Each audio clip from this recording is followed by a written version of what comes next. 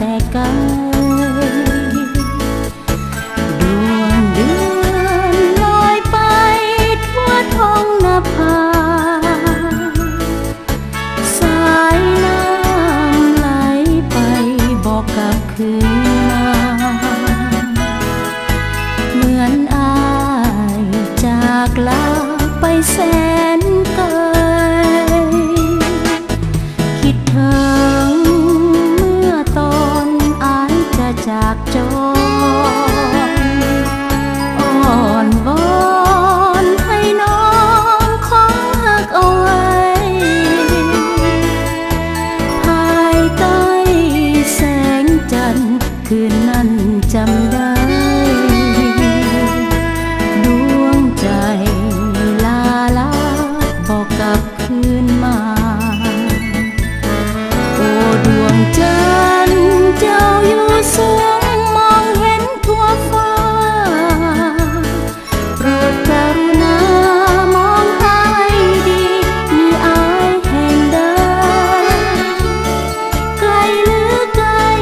จงให้กลับมาน้องยังคอยท่าว่าเวดวงใจ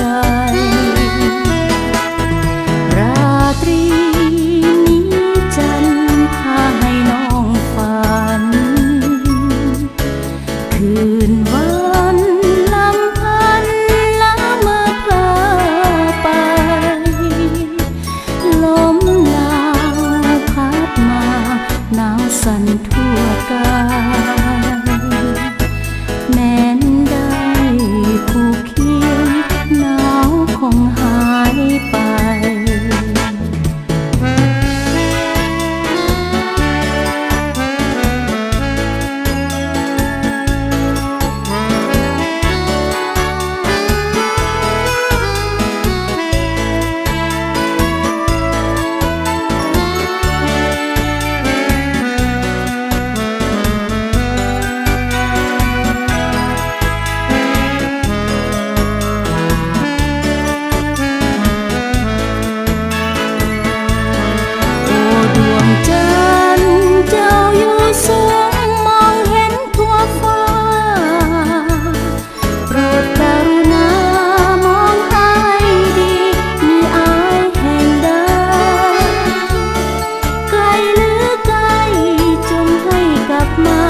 น้องยังคอยท่า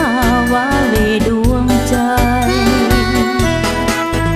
ราตรีนี้จันทร์พาให้น้องฝันคืนวันลำพันละเมื่อเพลอไปลมหนาวพัดมา